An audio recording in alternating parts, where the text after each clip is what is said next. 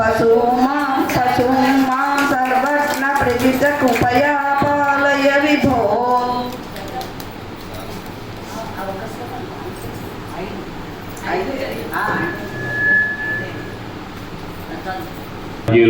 శిష్టపద్య కవితాంబుధి చంద్రులు కీర్తనీయ ధీవరీయులు పాండితీ విభవభాసిత కోటి మయూఖమాలికా సూర్యులు జ్ఞాన చంద్రికల శోభలతో అలరారు కృష్ణమాచార్యులకెక్కిరాలకు వచ పరిపూత నమస్క్రియాంజలు. హరికిన్ పట్టపుదేవి పుణ్యముల ప్రోవు అర్ధంబు పెన్నెక్క చిందురుతో బుట్టువు భారతీ గిరిసుతల్తోనాడు పూబోణి తామరలందుండెడి ముద్దరాలు జగముల్ మన్నించు పిల్లాలు భాసురతం లేములు బాపు తల్లి సిరి ఇచ్చున్ నిత్య కళ్యాణముల్. అందరూ శ్రీరామ పట్టాభిషేకాన్ని మనస్సును హృదయంలో పెట్టుకొని వామే భూమి సుత పురశ్చ హనుమాన్ పశ్చాత్ సుమిత్రాసుతః శత్రుఘ్నో భరతశ్చ పార్శ్వదలయోః వాయుయాదికోణేషు చ సుగ్రీవశ్చ విభీషణశ్చ యువరాట్ తారాసుతో జాంబవాన్ మధ్యే నీలసరోజ కోమల రుచిం రామం భజే శ్యామలం శ్రీరామం భజే శ్యామలం. సలక్ష్మణాయ దేవ్యై చ తస్యై జనకాత్మజాయై నమోస్తు రుద్రేంద్ర యమానిలేభ్యో నమోస్తు చంద్రార్క మరుద్గణేభ్యః శ్రీరామ జయ రామ జయ జయ రామ శ్రీరామ జయ రామ జయ జయ రామ శ్రీరామ జయ రామ జయ జయ రామ శ్రీరామ జయ రామ జయ జయ రామ శ్రీరామ జయ రామ జయ జయ రామ శ్రీరామ జయ రామ జయ జయ రామ శ్రీ హనుమాన్ జయ హనుమాన్ జయ జయ హనుమాన్ శ్రీ హనుమాన్ జయ హనుమాన్ జయ జయ హనుమాన్ శ్రీ హనుమాన్ జయ హనుమాన్ జయ జయ హనుమాన్ శ్రీ హనుమాన్ జయ హనుమాన్ జయ జయ హనుమాన్ శ్రీ హనుమాన్ జయ హనుమాన్ జయ జయ హనుమాన్ శ్రీ హనుమాన్ జయ హనుమాన్ జయ జయ హనుమాన్ శ్రీ హనుమాన్ జయ హనుమాన్ జయ జయ హనుమాన్ శ్రీ హనుమాన్ జయ హనుమాన్ జయ జయ హనుమాన్. శ్రీరామచంద్ర పరబ్రహ్మణే నమో నమః. మనం పరమ పావనమైన శ్రీమద్ రామాయణ ఆది కావ్యంలో వాల్మీకి మహర్షి ఆది కవిచే ప్రసాదించబడినటువంటి సంస్కృతంలో మనకు ప్రసాదించబడినటువంటి వాల్మీకి రామాయణంలో ఉన్న శ్లోకాలను ఆధారంగా చేసుకొని మధ్య మధ్యలో సాహితీ ప్రియులు ఉన్నారు కాబట్టి తెలుగు పద్యాలు విశ్వనాథ సత్యనారాయణ గారితో ఇవ్వబడినటువంటి తెలుగు రామాయణం అంటే మరి ఇవాళ 6వ రోజు 5 రోజులు చూశారు. కఠినంగా ఉంటాయి, చాలా ఆనందంగా తేలిగ్గా ఉంటాయి. ఆ రకమైనటువంటి విశ్వనాథ సత్యనారాయణ గారి కల్పవృక్షంలో కూడుకున్న పద్యాలతో కూడిన శ్రీమద్ రామాయణం అనేటువంటి, అంటే మీరు అనొచ్చు సుందరకాండ ఉపన్యాసం చెబుతూ శ్రీమద్ రామాయణ ఉపన్యాసం ఏంటి అనేది ఇవాళ మేము మధ్యలో మీకు ఒక ప్రశ్న పెడతా ఒక చోట, అప్పుడు మీ నుంచి ఏమొస్తుందో అనుకుంటా. నేను చెప్తుంది సుందరకాండ లేక రామాయణమా అనేది మీరు సమాధానం చెబుతారు. కానీ అటువంటి శ్రీమద్ రామాయణ ఉపన్యాసాన్ని మనం వారం రోజులు నిర్దేశించుకొని మరి ఇది ఇటువంటి ఉపన్యాసం పెట్టడం అంటే అది సాహసంతో కూడుకున్న విషయమే. ఏదైనా సరే ఆధ్యాత్మిక కార్యక్రమం పెట్టాలి అంటే వెంటనే మేము సిద్ధం అని ఒక అడుగు ముందుకే దూకుతుంటారు చైర్మన్ గారు. శశికళ గారు తోడుంటారు. ఇక్కడ కార్యక్రమాలు బాగా జరగాలి, అందరికీ అందాలి, ఆరాటం, వాళ్ళ ఆరాటంకి సరిపడ జనాలు అయితే వస్తున్నారు, అంత సరిపడైతే రావట్లేదని నేను అనుకుంటున్నాను. అయినప్పటికీ కూడా జరుగుతున్నటువంటి ఈ వారం రోజుల సుందరకాండ సప్తాహ ప్రవచన యజ్ఞం అనేటువంటి పదం పెడితే ఫ్లెక్సీకి సైజ్ సరిపోతుందో లేదో అని యజ్ఞం అనే పదాన్ని ప్రస్తుతానికి ఆపాము. అది యజ్ఞమా కాదా అనేది మీతోనే అనిపిస్తాను, నేను చెప్తాను. మొత్తం మీద సప్తాహ ప్రవచనము జరుగుతుంది. అందులో ఇవాళ 6వ రోజు. మనకు ఖచ్చితంగా సౌందర్యలహరి పారాయణం చేశారు శుక్రవారం నాడు. ఇంకా ఎక్కువ ప్రార్థనా శ్లోకాలు కనుక పాడితే సమయం ఇదవుతుందని ఉద్దేశంతో శుక్రవారం కాబట్టి లక్ష్మీదేవి యొక్క స్తుతి చేశా. అందరం కూడా శ్రీరామ జయరామ అనేది 3 సార్లు అన్నాం. 3 3 9 సార్లు రామ వచ్చింది. శ్రీ హనుమాన్ జయ హనుమాన్ 4 సార్లు అన్నాం. 4 3 12 సార్లు హనుమ వచ్చింది. ఎందుకనేది మొదటే అనుకున్నాం. ద్వాదశైతాని నామాని కపీంద్రస్య మహాత్మనః స్వాపకాలే పఠే నిత్యం యాత్రాకాలే విశేషత అంటే 12 నామాలు ఉన్నాయి. కాబట్టి హనుమనామాన్ని 12 సార్లు అనాలి, రామనామాన్ని 9 సార్లు అనాలి. అప్పుడు జయమంత్రాలు 2 కూడా. వీటికి తోడు ఇవాళ ఇంకా జయమంత్రం వస్తుంది. ఇంకొకటి ఏంటంటే ఆంజనేయ స్వామి వారి గుడి చుట్టూ ప్రదక్షిణ చేసేటప్పుడు ఏ శ్లోకాన్ని పారాయణం చేయాలని చెప్పి పెద్దవాళ్ళు చాలామంది విఘ్నులు చెప్పారో అది కూడా ఇవాళ వస్తుంది ఉపన్యాసంలో. ఇక మనం ఎక్కువసేపు మిగతా విషయం కంటే నిన్నటి ఉపన్యాసాన్ని ఎక్కడ ఆపు చేశాము అంటే నిన్న ఒకటి పృష్ఠమారోహమే దేవి అన్నారు ఆంజనేయ స్వామి వారు. అమ్మా, నువ్వు రామచంద్రమూర్తి వియోగ బాధతో ఉన్నావు కదా, నీకు రామచంద్రమూర్తి అవతా ఏ స్థితిలో ఉన్నాడో తెలవక ఆరాటపడుతూ భయపడుతున్నావు నువ్వు. అటువంటిది రామచంద్రమూర్తి ప్రస్రవణగిరి అని కిష్కింధ నగరానికి ఊరి బయట ఉన్నటువంటి ఒక పర్వతం మీద ఉన్నాడు రాముడు. ఏం కిష్కింధ రాజవరండి సుగ్రీవుడు. మరి కిష్కింధ నగరంలో రాజప్రాసాదంలో మంచి ఏసీ రూమ్ ఇస్తాడు కదా. రామచంద్రమూర్తి ఎందుకు ఉండదు అక్కడ? ఊరి చివరి ఎక్కడ పర్వతం మీద ఎందుకు ఉండాలంటే అరణ్యవాసం చేస్తున్న రామచంద్రమూర్తి జనులు ఉన్న ఊళ్ళో ఉండటానికి లేదు. గ్రామాలలో కానీ నగరాల్లో కానీ ఉండకూడదు. నగరం వెలుపలే ఉండాలి, అంటే అరణ్యంలాగా ఉండాలి. చుట్టుపక్కల ఎవరు ఉండడానికి లేదు ఇళ్ళు. ఆ రకంగా ప్రస్రవణగిరి మీద ఉన్నాడు రామచంద్రమూర్తి.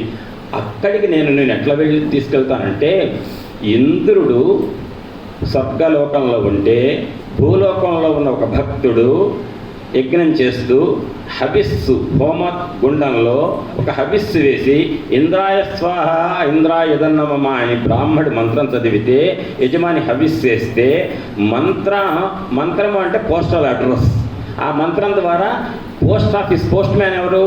ఎర్రగా ఉండే దగ్గర పోస్టు డబ్బా అంటే ఇక్కడ ఎర్రటి వాళ్ళు ఎవరు? హోమగుండంలో అగ్ని అంటే అగ్ని ఎరుపు రంగు, అది పోస్టల్ డిపార్ట్మెంట్ సంకేతం. కాబట్టి అంటే పోస్టల్ డిపార్ట్మెంట్ ఎరుపు రంగు ఉంటుందంటే అగ్ని సంకేతం అట్ట అనుకోవాలి. అటువంటి అగ్ని దేవుడు ఏం చేస్తాడంటే హోమగుండంలో వేసినటువంటి హవిస్సులను మంత్ర ఉచ్చారణ, ఏ మంత్రం ఏ దేవత పేరు చెప్తే ఆ దేవతకు ఈ యజమాని యొక్క కోరికలను తీసుకువెళ్తాడు. మోసుకే వెళ్ళేవాడు అగ్నిదేవుడు, సమర్పించే వాళ్ళేమో భక్తులు, తీసుకునేవారు ఇంద్రుడు. ఇప్పుడు దేవత ఇంద్రుడు అంటే ఏదో ఒక దేవత. ఇప్పుడు చెప్పండి, ఆంజనేయ స్వామి వారు నా వీపు మీద ఎక్కండి అమ్మా, నేను తీసుకెళ్ళి రామచంద్రమూర్తి పాదాల దగ్గర పెడతా అన్నారు. అంటే రామచంద్రమూర్తి ఎవరు? దేవత. అగ్ని ఎవరు? ఆంజనేయ స్వామి వారు. ఇక ఇవి అమ్మ ఎవరు? సీతమ్మ. హవిస్సు అంటే భక్తుడిచే సమర్పించబడినటువంటి హవిస్సు అగ్ని ద్వారా ఏదైతే దేవతకు తీసుకెళ్ళబడుతుందో అది హవిస్సు అంటారు. అది అంటే అమ్మ హవిస్సు, అగ్ని ఆంజనేయ స్వామి వారు, తీసుకునేవారు ఈ దేవతలు. దాన్ని ఏమన్నారంటే ఆ ప్రక్రియని ఏమన్నారు? యజ్ఞం అన్నారు. అంటే ఇప్పుడు మనం చేస్తున్న పని ఏంటంటే మొత్తం యజ్ఞమే.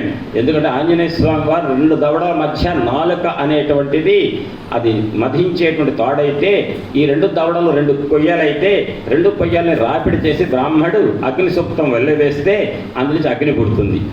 మనందరిలో కూడా దవడల 2 మధ్య నాలుకతో మథనం చేస్తే గొంతులోంచి బయటకు వచ్చేటువంటి ఆ వాక్కు ఎవరంటే అగ్ని. మరి 2 దవడలు ఏమన్నామండి? హనుము అన్నాం. హనుము అంటే ఏంటి? దవడ. వజ్రాయుధ దెబ్బకు కూడా తట్టుకొని బ్రతికి బట్ట కట్టిన దవడ పగిలిపోరా, చొట్టపోయింది అంతవరకు ఆంజనేయ స్వామి వారికి. హనుమలు గట్టిగా కలిగిన వాడు కాబట్టి హనుమ అన్నాం. ఆ హనుమలో అకార ఉకార మకాలు ఉంటాయని చెప్పుకున్నాం. అంటే అకార ఉకార మకారాలతో కూడుకున్నటువంటి హనుమ అనే 3 అక్షరాలు ఓంకారాన్ని ప్రతిపాదిస్తుంది. కాబట్టి హనుమ అని అనగానే పరబ్రహ్మం యొక్క ప్రణవమైన ఓంకారాన్ని ఉచ్చరించినట్లే అని చెప్పిన తర్వాత అంటున్నది ఇక్కడ ఉత్సాహ పౌరుషం సత్వం ఆంధ్రశంస్యం కృతజ్ఞత విక్రమశ్చ ప్రభావశ్చ సంతివా నర రాఘవే. ఆ రాఘవుడికి ఎన్ని గొప్ప లక్షణాలు చెప్పిందండి. అంటే ఇన్ని లక్షణాలు కూడుకున్నవాడమ్మా ఆంజనేయ నా భక్త రామచంద్రమూర్తి మామూలు వాడు కాదు అనంటూ శరజాలాంశుమాన్ సూరః కపే రామ దివాకర శత్రురక్షోమయం తోయం ఉపశోషం నయిష్యతి. అంటే ఒక నీటి మడుగులో ఉన్నటువంటి నీళ్లను సూర్యభగవానుడు తన కిరణాలతో ఎట్టయితే శోషింపచేస్తాడో ఆవిరయ్యేట్టు చేస్తాడో అట్లా ఈ రాక్షసుల యొక్క ప్రాణాలను నా రామలక్ష్మణులు, నా భర్త రాముడు, నా మరిది లక్ష్మణస్వామి వచ్చి ధనుర్బాణాలు ఎక్కువ పెట్టారంటే ఈ దుర్మార్గులు రాక్షసులు ఎవరైతే నన్ను ఎన్నాళ్ళు ఇబ్బంది పెట్టారో వాళ్ళ ప్రాణాలు తోడేస్తారు. అటువంటి శక్తి సంపన్నులు నా భర్త, నా మరిది అంటూ అది చెప్పగానే రామచంద్రమూర్తి వియోగంతో బాధపడుతూ 10 నెలల బట్టిగా ఉంటున్న సీతమ్మ కృషించిపోయి మానసికంగా, శారీరకంగా కృషిస్తే టానిక్ ఇవ్వచ్చు, బలంకి మందు ఇవ్వచ్చు. కానీ మానసికంగా కృషించిన వాడిని తొందరపడి అంత తొందరగా కుదుట చేయలేమండి, మన వల్ల కాదు, చాలా కష్టం మనసు చెదిరిపోతే. అందుకే ఈ ఆధ్యాత్మిక గురువులు ఎందుకు గొప్ప అంటారంటే భౌతిక శరీరానికి సంబంధించినటువంటి రోగాన్ని నయం చేసే డాక్టర్ల కంటే భవరోగాలు తీర్చేటువంటి డాక్టర్ ఎవరంటే గురువు.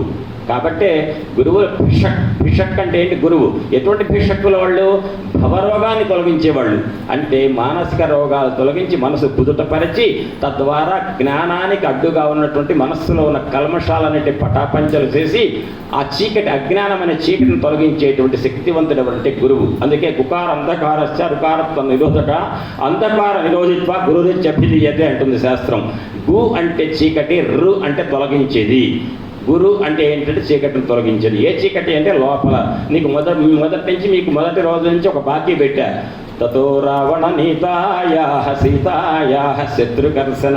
ఆ శత్రుకర్షణ అన్నారు ఆంజనేయ స్వామి వారిని. ఎందుకన్నారు? ఇంతవరకు చెప్పడానికి కుదరలే, సమయం సరిపోవట్లేదు కదా, రేపు చూద్దాం. ఇవాళకు వస్తే చెప్తా, లేని పక్షంలో రేపు చూసుకుందాం. అంటే లోపల ఉన్నటువంటి ఆ కామక్రోధ లోభ మోహ మద మాత్సర్యాలు అనేటువంటి అరిషడ్వర్గాలు అనే చీకటి అలుముకొని ఉంటే ఆ చీకటి యొక్క గొప్పతనం ఎటువంటిదో తెలుసా అండి? అది మనకు ఉందని కూడా తెలియదట. అంటే చీకటి యొక్క గొప్పతనం, అంతఃకరణంలో ఉన్న చీకటి యొక్క గొప్పతనం అది ఉందనేటువంటి ధ్యాస కూడా మనకు రాకుండా చేస్తుందట. అదే అహంకారం.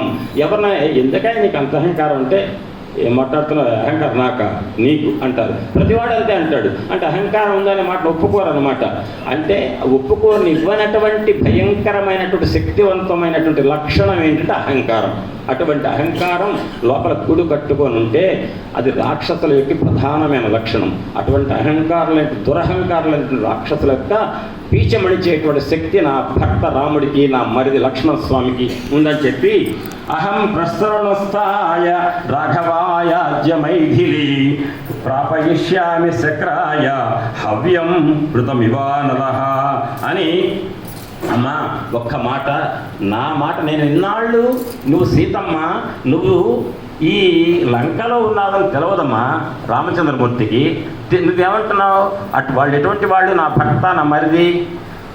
వాళ్ళు భూమి మొత్తాన్ని దద్దరిల్లేట్టు చేయగలిగేటువంటి శక్తివంతులు. అంత శక్తివంతులు అవసరమైతే మొత్తం సృష్టిని నాశనం చేస్తారు, మళ్ళీ నాశనం కాబడిన సృష్టిని పునఃసృష్టి చేస్తారు. 2 శక్తులు ఉన్నాయి నా భర్త దగ్గర అంటున్నావు నువ్వు. అవును, సృష్టినే నశింపజేయగలిగేటువంటి పరమశక్తివంతుడు నీ భర్త. కానీ నువ్వు బాధలో ఉంటే ఎందుకు రాలేకపోతున్నారు? ఎందుకు లేకపోతున్నారంటల్లా, ఎందుకు రావటం లేదు అంటుంది సీతమ్మ. తన భర్తను తక్కువ చేసుకోదండి సీతమ్మ.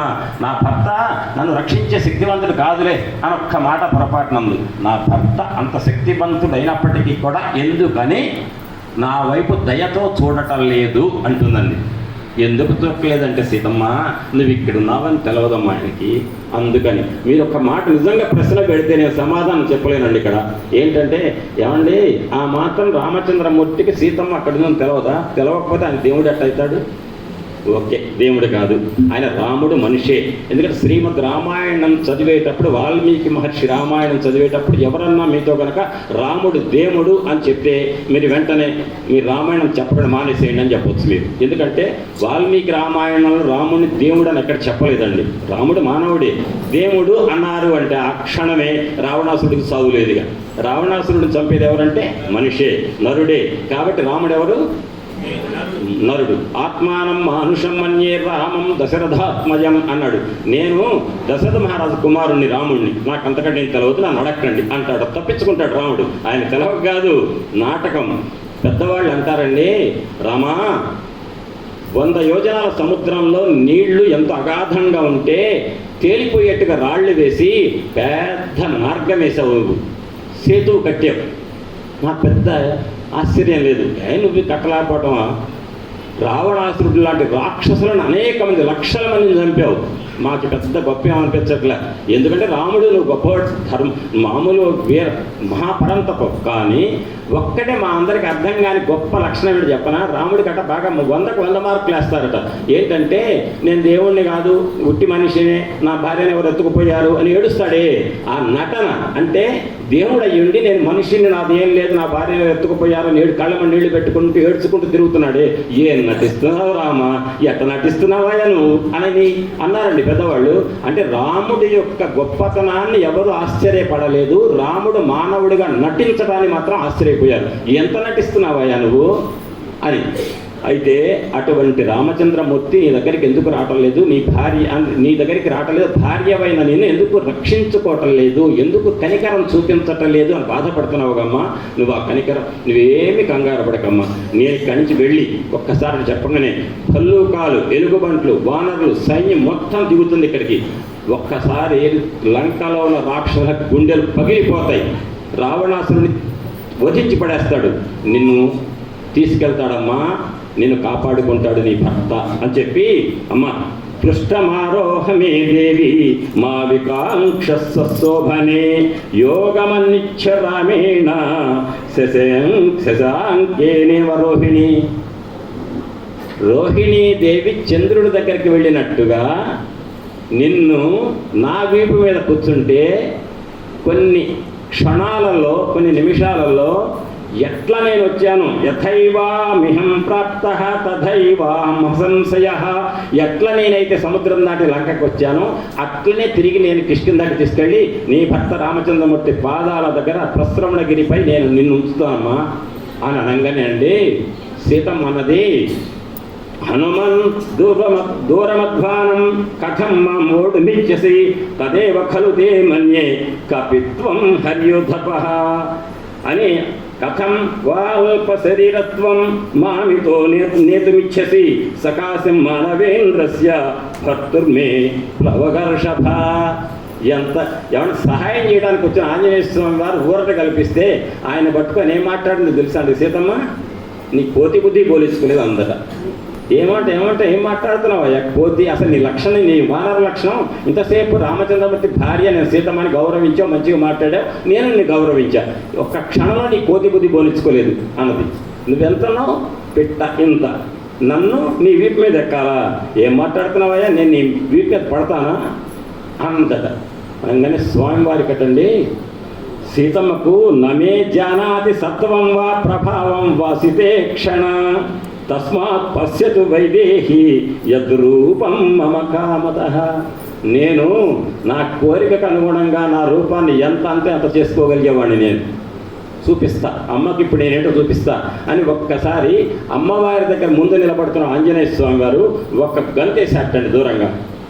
ఎందుకంటే గంతే లేదనుకోండి, అమ్మవారి ముందే నిలబడి ఇట్లా ఆయన పెరుగుతున్నాడు అనుకోండి, పెరుగుతుంటే అమ్మని ఇట్లా చూడమంటాడా?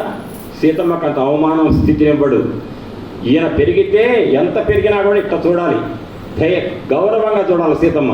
అట్లా అమ్మ చూడటానికి అనుకూలంగా గంతు వేసి దూరంగా పోయి నిలబడి అక్కడ పెరగటం మొదలుపెట్టారట. ఆ పెరిగిన పెరుగుని ఏమన్నారంటేనండి, పంచముఖ ఆంజనేయ స్వామి వారి యొక్క రూపం అని చెప్పి ఆంజనేయ భక్తులు మంత్రశాస్త్రాల ద్వారా పెద్దలు చెప్పారండి. దాన్ని ఎట్లా చెప్పారు అంటే, ఆంజనేయుడు ఇంతే ఉన్నటువంటి ఆంజనేయ స్వామి వారు పెరిగిపోతున్నట్ట. ఆ పెరిగిన దాన్ని మీకు 10 నిమిషాలు చెప్పాల్సి వస్తుంది. మేరుమందర సంకాశో బభౌ దీప్తానల ప్రభ అగ్రతో వ్యవతస్థేశ సీతాయా వానరోత్తమ అని వదిలిపెట్టారు. అంతే ఈయన ఎవరు? వాల్మీకి మహర్షి.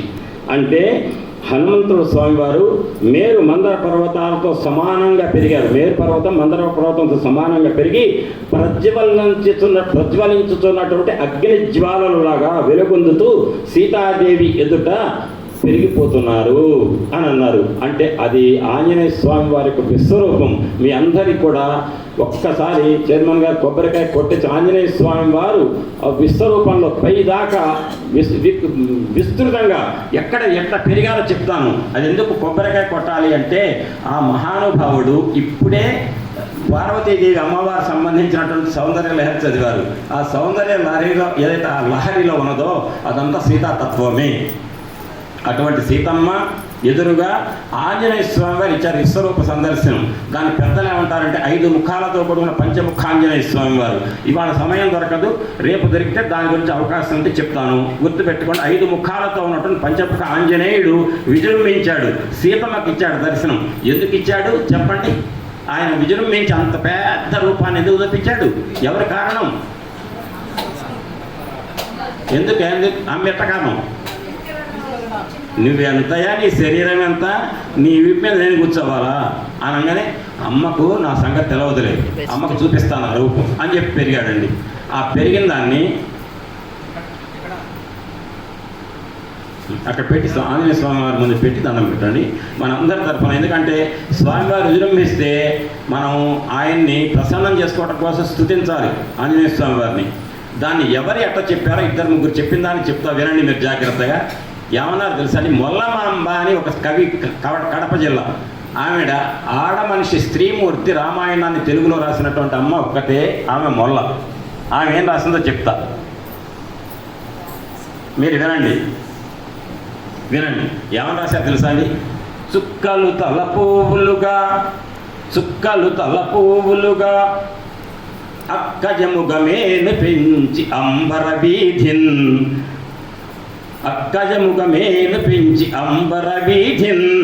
వెక్కసమై చూపట్టిన అక్కోమలి ముదమునుంది ఆత్మస్థితికిన్ అని చిన్న పద్యం రాసింది. అంతే. ఏంటో ఆంజనేయ స్వామి వారు ఎంత పెరిగాడంటే ఆయన పెరిగినటువంటి పెరుగుదలతో ఆయన ఆకాశంలో ఉన్న నక్షత్రాలు పెరిగిన ఆంజనేయ స్వామి వారి యొక్క విశ్వరూపానికి ఆయన నెత్తి మీద పూలలాగా అయినాయట. అంటే ఎంత పెరిగాడండి? ఆకాశం అంత పెరిగాడు. అర్థమైంది కదా? వెక్కసముగమేను పెంచి అంబర వీధి అంటే ఆకాశ వీధి, అంతే కదా? వెక్కసం అంటే ఏంటంటే ఆశ్చర్యం అంట. అసలు ఏంట్రా, ఏం రూపం రా ఇది? వెక్కసమై చూపట్టిన అక్కోమలి ముదమునొందిన ఆత్మస్థితికి నేను ఆంజనేయ ఇంత నాడి నువ్వేం తీసుకెళ్తావయ్యా అనగానే నాకు చూపించావా నాయన? నీ సంగతి నాకు తెలవక కాదు, కానీ ఏదో నేను ఒక్కసారి చూస్తే 10 నెలల బట్టి నా భర్తకు దూరం అయ్యా కదా, నా భర్త యొక్క ప్రతినిధి కాబట్టి నా భర్త ప్రతినిధి అయినటువంటి నీ యొక్క విశ్వరూపం చూడాలనుకున్న చూశాను స్వామి అని ఆనందపడిందట. తర్వాత తన వేయి పడగలందున అనంతుడవని విధానకిరి ధరత్రిన్ తన భుజములందు మోయన్ కనుదాలుదు నేను శిథిర కల్హార్ధ అంటాడు విశ్వనాథ సత్యనారాయణ గారు. ఏంటో తెలుసండి ఇది? ఈ భూమండలం మొత్తాన్ని మోసేది ఎవరు? ఆదిశేషుకి ఎన్ని తలకాయలు ఉన్నాయి? 1000 పడగల మీద ఆదిశేషు మోస్తున్నాడు ఈ భూమిని. అమ్మా నేను ఒక్క భుజంతో మోస్తానమ్మా ఈ భూమిని అన్నట్ట. ఆదిశేషు 1000 తలకాయలు అవసరం వచ్చింది భూమి మోయటానికి, కానీ నేను మాత్రం ఒక భుజం చాలు నాకు ఈ భూమిని మోయటానికి. నేనంటే ఏమనుకుంటున్నావు అమ్మా అంటే అర్థం ఏంటి? చూడు నేనంటే ఏంటో మామూలు అనుకున్నావా అంటున్నాడా? అమ్మా నీకు నేను ఒకడు ఉన్నానమ్మా, దాసుడిని. భూమిని నా భుజం మీద మోయగలిగేంత గొప్పవాడిని నేను ముందున్నా. నువ్వు ఏం చెప్తే నేను ఆజ్ఞ పాలించడానికి సిద్ధంగా ఉన్నా, ఈ రావణాసుడికి నువ్వెందుకు దడుస్తావమ్మా అని చెప్పి ధైర్యం ఇవ్వటం కోసం చేస్తున్నాడు. అప్పుడు మంగళ రూప అయ్య హరిమర్కట మర్కట పంచవక్త్ర ఖట్వాంగ మహాశిఖేట కుధరామృత కుంభ సుడి ప్రదీపితోత్తుంగ కరాంబుజాత నవతో యదమూర్తి త్రిపంచనేత్ర సర్పాంగద కంఠహార కరుణాంబుధి మమ్ము దయచూడు మారుతి, మమ్మల్ని దయచూడు స్వామి అంటున్నారట. ఎవరనేది? ఆకాశంలో ఉన్నటువంటి ఋషులు. ఎవరా ఋషులు అంటే హనుమత్ స్వామి యొక్క మంత్రానికి ఎవరైతే అధిష్టాన ఋషి ఉంటాడో ఆ దేవత అంటున్నట్ట. ఋషి శశి పురంధర ఋషి అనేటువంటి హనుమత్ మంత్ర ద్రష్ట ఆయన అంటున్నట్ట. ఎందుకంటే ఆంజనేయ ఎవరివయ్యా నువ్వు? 5 ముఖాలతో ఉన్నటువంటి సాక్షాత్తు పరమేశ్వరుడు నువ్వు, ఈ రామకార్యం మీద అవతరించిన పరమేశ్వరుడు స్వామి, నువ్వు మమ్మల్ని దయతో కాపాడు. నువ్వు విజృంభించి అట్టనే ఉండకయ్యా, మా సీత గుండె పగులుతుంది, ఆమెను కాస్త ఆనంద పెట్టు, నీ రూపాన్ని కాస్త చాలించుకొని ఆయన అంటే ఆయన తగ్గించుకోకుండా ఉంటాడండి? ఆయన పెంచాలని ఉంది ఆయనకి? లేదు. మీరందరూ కూడా ఆ పెరిగాడనుకో భావించి నేను పద్యం చదువుతాను, మీరు అందరూ దండం పెట్టి ఆ పెరిగినటువంటి ఆ పంచముఖాంజనేయుడు ఎవరైతే విశ్వరూపం చూపించాడో ఆయన్ని మాత్రమే దర్శిస్తూ ఈ పద్యం విని మీరు పాడుతున్నట్టుగా భావించండి. ప్రాసంగ్యోత్థక కుద్భుజావనత సర్వజ్ఞ సమీచీన బాహా సంపాదిత రామ కార్య దితిసూహ నిత్యతృప్త స్వతంత్ర సింహానన క్రోడవక్త్ర తురగాస్య అగ్నిగర్భ మహాత్మా సర్వగ్రహ భీ నివారణ సముద్రాంభో మహాపత్తరి సముద్రాంభో మహాపత్తరి అంటున్నారు విశ్వనాథ సత్యనారాయణ గారు. ఏంటంటేనండి ఇందులో కూడా 5 ముఖాలు చెప్పారు స్వామి. చెప్పి చివరికి ఒక మాట అన్నారు, సర్వగ్రహ భీ నివారణ. సకల గ్రహాల యొక్క దోషాలు ఏమన్నా మనల్ని పట్టి పీడిస్తుంటే ఆ గ్రహ బాధను తొలగించగలిగేటువంటి మహానుభావుడు ఆంజనేయ అని సర్వగ్రహ భీ నివారణ సముద్రాంభో మహాపత్తరి అంటున్నారు.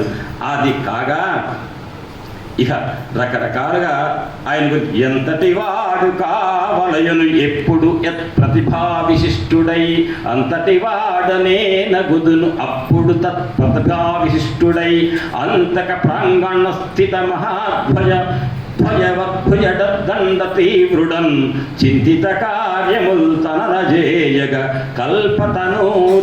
కల్పతరూపమానుడన్ అన్నారు విశ్వనాథ వారు. అక్కడే ఏంటంటే కల్పతరువు అంటే కల్పవృక్షం. ఆంజనేయ నిన్నొక్కసారి ఎవరైతే అరటి పండు తీసి ఇచ్చిన గతి ప్రసాదింపగలవు, నువ్వు అరటి పండు ఇస్తే నువ్వు గతి ప్రసాదిస్తావయ్యా. అట్టి వరమిచ్చే హనుమా నీయందు తల్లి జానకీ దేవికంత వాత్సల్య గరిమా. తండ్రి ఆంజనేయ నువ్వంటే ఎంత పుత్ర ప్రేమయా నీ మీద అమ్మకు. అటువంటి అమ్మని జాడ కనుక్కోవడానికి నువ్వు తేతించావా అంటే తల్లికి ప్రేమను కురిపించడానికి, బిడ్డ యొక్క ప్రేమను చూపించడానికి వెళ్ళావా మహానుభావ. నువ్వు ఎప్పుడు ఎంత కావాలంటే అంత అవుతావు, ఇంత కావాలంటే ఇంత అవుతావు, ఇంత కావాలంటే ఇంత అవుతావు. ఎప్పుడు ఎంత అంటే అప్పుడు అంత. ఎప్పటికెయ్యేది ప్రస్తుతం అప్పటిగా మాటలాడి అన్యున మనలను నొప్పింపక తానొవ్వక తప్పించుకు తిరుగువాడు ధన్యుడు సుమతి అన్నారు కదా. కానీ పై మాటలు ఎవరికి ఉండవు. తప్పించుకు తిరిగివాడు ధన్యుడు సుమతి మాత్రం గుర్తుంటుంది అందరికీ. తప్పించుకు తిరగడమే ధన్యుడా. ఏది ప్రస్తుతము. ఇప్పుడు నేను ఇక్కడికి వచ్చా చెప్తున్నా సుందరకాండ, ఇది పక్కన పెట్టి ఏదో మిమ్మల్ని సరదా కోసం చేయటం కోసం దారి తప్పి చెప్పానుకోండి, ఏం బాగుంటుంది అంటే ఎప్పటికేది ప్రస్తుతము అప్పటికి ఆ మాటలాడి. ఆ మాటలు మాట్లాడటం వల్ల ఏంటట, అన్యుల మనముల్ నొప్పింపక, ఎదుటివాళ్ళ మనసు నొప్పించక తానొవ్వక అట్లా చేస్తూ తప్పించుకు తిరిగితే ధన్యుడు అవుతాడు. అంతే తప్ప ఉట్టిగా ప్రతిదానికి చైర్మన్ గారు పనప్ప చెప్పారంటే తప్పించుకో తిరిగితే నేను ధన్యుడు అనుకుంటావా? కాదు కదా. అంటే ఎప్పటికీ ఏది ప్రస్తుతం అట్టనే ఆంజనేయ స్వామి వారు కూడా ఏది ఎప్పుడు ఎంత కావాలో అంత చేసేటువంటి మహానుభావుడైన వాడు మన ఆంజనేయ స్వామి వారు. పరమేశ్వరుడు ఈ రూపంలో వచ్చారు. ఇక అప్పుడు అమ్మన్నదట, స్వామి నీ యొక్క దివ్య రూపం తెలవక కాదు నాయన అని చెప్పి ఆయన అంటాడు. విశాల నేత్రాలు కలిగిన ఒక జానకీదేవి, అమ్మ ఆంజనేయ స్వామి అనే మాట అనమాట. అది అగ్నిజ్వాలల వంటి నీ అద్భుత తేజస్సును నేను తెలుసుకున్న స్వామి ఆంజనేయ, నాకు తెలుసయ్యా. అంటే నీకు అంత ప్రతిభే లేకపోతే 800 మైళ్ళ సముద్రం దాటి వస్తావా ఆంజనేయ? నాకు తెలవక కాదు. అంటే ఏంటి ఎందుకన్నావమ్మా అంటే, అప్పుడేముంది, ఇంత శరీరం ఎట్టెక్కుతానయ్యా, ఎడదాడతాం అంది. ఇప్పుడేమన్నా తెలుసా, అంత పెద్ద శరీరం నేను ఎట్టెక్కుతా ఆంజనేయ అన్నదట. అంటే ఇంతున్నా ఆమెకి ఇబ్బంది, అంతున్నా ఇబ్బంది. అంటే ఆ అమ్మ అన్నదానికి కారణాలు వేరే ఉన్నాయి. ఇక్కడ చూడండి, జానామి గమనే శక్తిం నయనే చాపి చాపితే మమ. నీ గమనం, నీ శక్తి నాకు తెలవక కాదు, కానీ అక్కడ వాయువేగ సవేగస్య వేగో మా మోహయే తత్తవా. నువ్వు అంత వాయువేగంతో సముద్రం దాటుతుంటే నీ ఊపి మీద కూర్చున్నా నేను, నువ్వంత పెద్ద ఆకారాన్ని దాల్చావే ఆకాశంలో వెళ్ళటానికి. మీకు ముందే చెప్పే మొదటి రోజే, హైదరాబాద్ నుంచి ఢిల్లీ వెళ్ళే విమానం ఉందనుకోండి, ఆ విమానం 20,000 అడుగులు ఎత్తులో వెళ్తుంది. అదే దుబాయ్ నుంచి అమెరికా వెళ్ళేది 45,000 అడుగులు ఎత్తులో వెళ్ళాలి. ఎందుకంటే పెద్ద జంబో జెట్ విమానాలు, పెద్ద శరీరంగా ఉన్నవి, పెద్ద దూరం వెళ్ళాలంటే కొన్ని 1200-1500 మైళ్ళు గంటకి, అంతకని ఎక్కువ ఉంటుంది వేగం. అంత వేగంతో వెళ్ళే విమానాలు ఏం చేయాలంటే 42,000-45,000 అడుగులు ఎత్తులోకి వెళ్తుంది. అదే ఈ నేషనల్ విమానాలు ఏవైతే ఉన్నాయో దేశంలో, ఇక్కడి నుంచి ఇక్కడికి, అది ఎత్తు తక్కువలో వెళ్తుంది. కానీ ఎత్తు ఎక్కువలో వెళ్ళే విమానాలు ఏవంటే చాలా పెద్ద బాడీ, ఫస్ట్ ఫ్లోర్లో 400 మంది, పై ఫ్లోర్లో 800 మంది ఎక్కుతారు ఆ విమానంలో, అంత పెద్దది. అట్టనే ఇక్కడ కూడా నువ్వు అంత ఎత్తులో ప్రయాణం చేయాలి కదా సముద్రం మీద, అంత పెద్ద శరీరాన్ని పెంచుతావు కదా. నేనేదో మూల ఎంత ఉంటానయ్యా, నేను ఇంతుంటా, నువ్వు వెళ్ళి నన్ను తీసుకెళ్ళడానికి ప్రయత్నం చేస్తావు కదా, భుజం మీద ఎక్కమన్నావు కదా. కానీ నువ్వు నన్ను తీసుకెళ్తూ అనగానే రావణాసుడు, ఓ సీతమ్మని తీసుకెళ్తున్నాడా, పోన్లే అంటాడా? వాడు వచ్చాడు, వాడు కోతి పట్టుకుపోతున్నాడు, పట్టడి అని చెప్పేసి అంటాడు. రాక్షసులు వెంటబడి రాక్షసులు గండ్రగొడ్డలు తీసుకుంటారు, వెంటబడతారు. అప్పుడు హనుమా, నువ్వు నన్ను కాపాడతావా, వాటితో తగ్గు పెట్టుకుంటావా? వాళ్ళతో యుద్ధం చేస్తూ వాడు తిరిగావనుకో, నేనేమైతే పడిపోతాను. లేదు, నన్ను కాపాడాలి, నా వైపే పెట్టావు దృష్టి, వాళ్ళు ఏం చేస్తారు, నిన్ను నన్ను ఇద్దరు ముక్కలు చేస్తారు.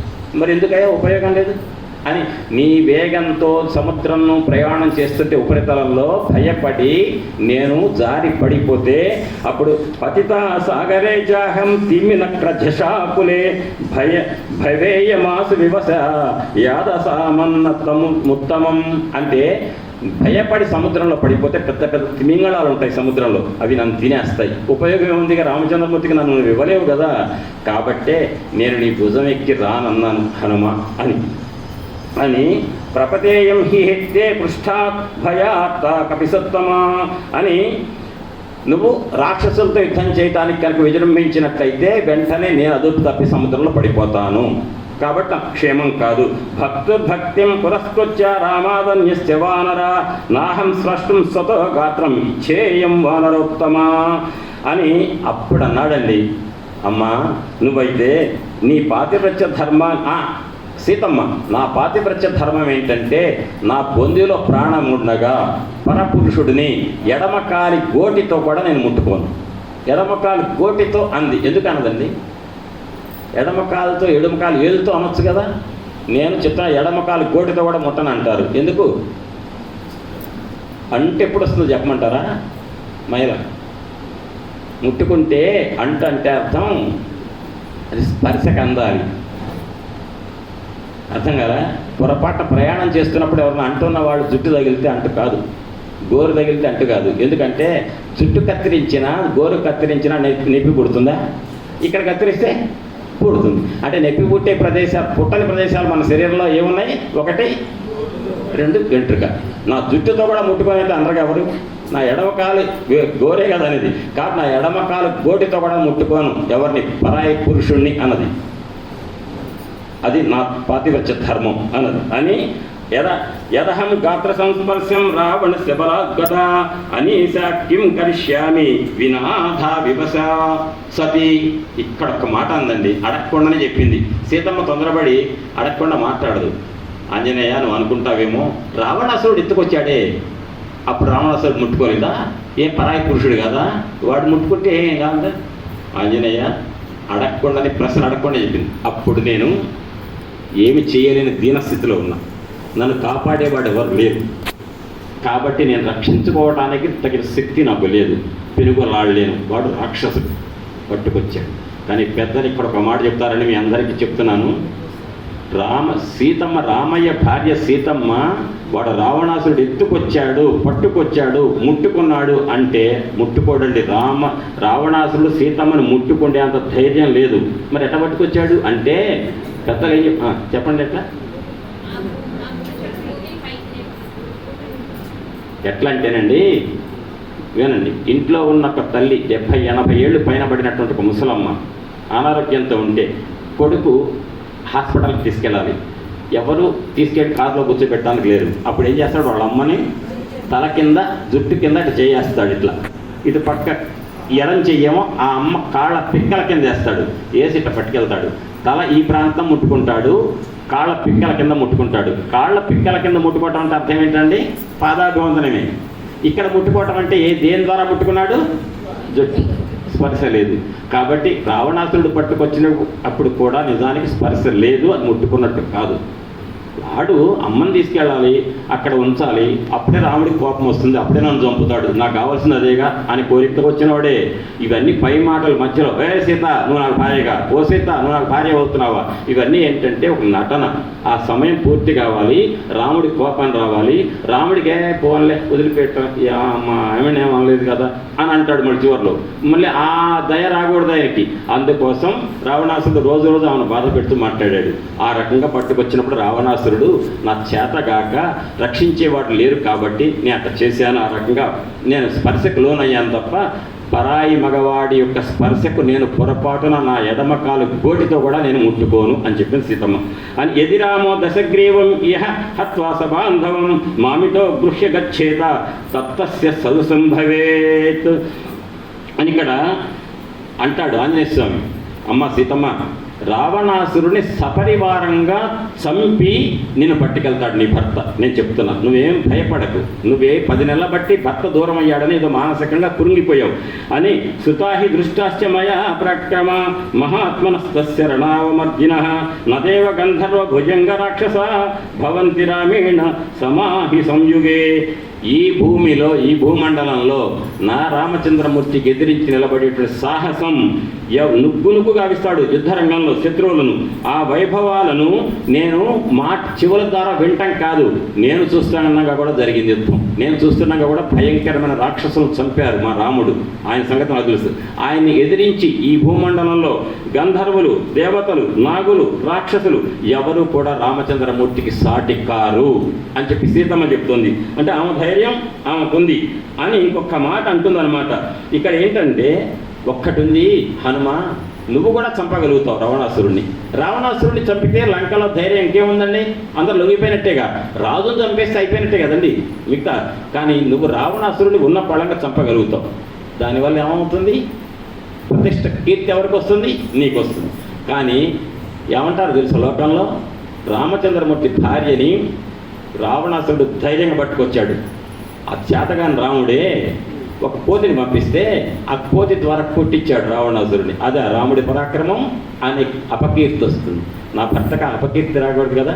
వాడు దొంగతనంగా తీసుకొచ్చాడు నన్ను, మా ఆయన నన్ను దొరతనంగా తీసుకెళ్ళాలంటే ఏం చేయాలి, రావణాసురుడు రాముడిని రామా తప్పైంది క్షమించు అని చెప్పి దేశానికి తెలిసేట్టుగా ప్రకటించి తన భార్యని రాముడి భార్యని రాముడికి అప్పచెప్పాలి. ఆ పని రావణాసురుడు చేస్తాడా, చేయడు. ఇంకేంటి మిగిలింది ఏంటి ఆప్షన్, రావణాసురుడిని ఎవరు చంపాలి, రాముడు చంపితేనే తప్ప ఆంజనేయుడు చంపితే కుదరదు. ఇంకొక మాట వస్తుంది, అది మళ్ళీ ఇది కాదని నేనే చెప్తా. ఆ పాయింట్ ఇక్కడ యుక్తరూపం త్వయాదేవి భాషితం శుభదర్శనే సదృశం స్త్రీ స్వభావస్య సాధ్వీనాం వినయస్య చ స్త్రీత్వం నతు సమర్థం హి సాగరం యతివర్తితం మామధిష్టాయ విస్తీర్ణం శతయోజనమాయతం.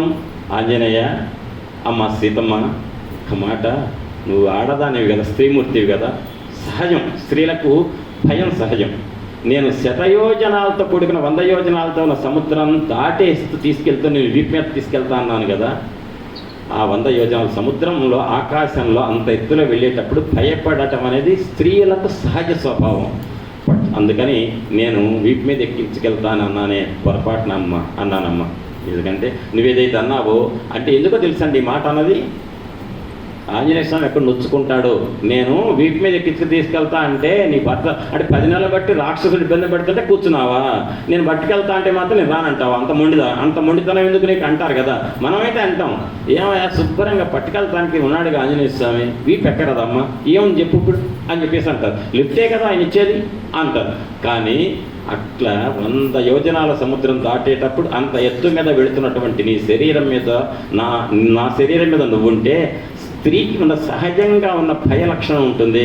ఆ భయంతో విహ్వల అయి జారి పడిపోవచ్చమ్మా. నువ్వు అన్నది నిజమే అమ్మా, నేనేం ఫీల్ అవ్వట్లేదని చెప్పటం చెప్పి ద్వితీయం కారణం యచ్చ బ్రవీషి విషయాన్ వినయాన్వితే రామదన్యస్య నామి సంస్పర్శమితి జానకి ఏతత్తే దేవి సదృశం పత్న్యాస్తస్య మహాత్మనః కాహ్యన్యాత్వాం ఋతే దేవి బ్రూయాత్ వచనమీదృశం.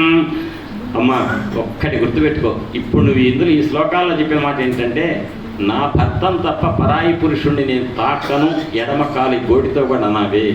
నువ్వు రామచంద్రమూర్తి భార్యవి కాబట్టి నీకు మాత్రమే చెల్లిందమ్మా, ఈ లోకంలో ఇంకెవరి మాట అనలేదు. మీరు స్త్రీమూర్తులంతా కూడా అంటే సీతమ్మ తప్ప మాకు కూడా మేము అనుయాయులమేగా అంటారు. ఈ మాట ఎందుకు అన్నారంటే నీకు తప్ప ఈ లోకంలో ఎవరికి చెల్లదు, అంత పాతివ్రత్య మహిమ నీ దగ్గర ఉందన్నారు. ఎందుకన్నారంటే సీత అని గండ్రగొడ్డళ్ళు తీసుకొని చుట్టూ రాక్షసులు ఉన్నారు, బెదిరిస్తున్నారు 10 నెలల బట్టి. అంత భయంకరమైన రాక్షసులు చుట్టుముట్టినప్పుడు కూడా దీనోవా రాజ్యహీనోవా యోమే భర్త సమే గురు తం నిత్యమరు అనురక్తాస్మి యథా సూర్యం సువర్చల. మనం అనుకున్నాం కదా సూర్యభగవానుడికి అట్టయితే సువర్చల అనేటువంటి కాంతి ఎట్లా విడదీయరాందో నా భర్త దీనుడైనా రాజ్యహీనుడైనా నాకు గురువే అన్నది. అమ్మ అంత మాట చుట్టుపక్కల చంపుతానని బెదిరించేటువంటి రాక్షసులు ఉన్నప్పుడు అంత సాధ్యమవుతుందమ్మా? ఏమండి మనమే వింటున్నాం ఈ మధ్య పేపర్లలో ఒక స్త్రీ ఎండి చదువుకునే అమ్మాయిని కూడా దేశం ఏమైందండి అసలు సమాజం తెలుస్తున్నా కూడా ఆ పిల్ల జీవితం ఇదైంది అంటే అర్థం ఏంటి? భయానికి గురి చేసే కదా. అదే భయానికి గురి చేయకపోతే కనుక ఆ స్థితి జరగదు కదా. త్రేతాయుగంలో కూడా రాక్షసులు అంత భయంకరమైన స్థితి చుట్టూ ఉంటే అప్పుడు కూడా నా భర్తే నాకు గురువు అని చెప్పి అన్నవే, నీకే అర్హత ఉందమ్మా ఈ మాట అనటానికి అని చెప్పి ఒక్క మాట వినండి మీ అందరికీ కూడా. ఇది ఒక గొప్ప మంచి పద్యం ఇది.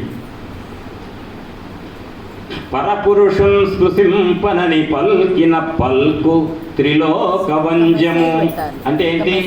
పరాయి పురుషుణ్ణి నేను ముట్టుకోను అని నువ్వు పలికావే, ఆ మాట 3 లోకాలలో కూడా వంజనీయము, నమస్కరించదగిన అంశము. పరపురుషున్ స్పృశింపనని పల్కిన పల్కు త్రిలోక వంజము అబ్బురముగా నీవు రాఘవులు పూజ్యులు ధాత్రిపతులు మహాత్ములు ఆ దొరలకు ఇంటి కోడలవు తోరముగాదగు నీకు ఇద్ది నీ చరణము దువ్వరవ్వ.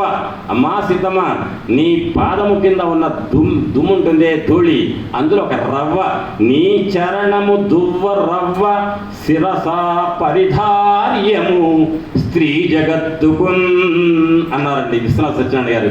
అంటే అమ్మా ఇంత పాతివ్రత్య మహిమ ఉన్నటువంటి సీత నీ పాద ధూళి రవ్వ పెట్టుకుంటే ధరిస్తే చాలమ్మా, మా స్త్రీ జగత్తు మొత్తానికి కూడా వైభవం అదే అని చెప్పి విశ్వనాథ వారు చెప్పారు.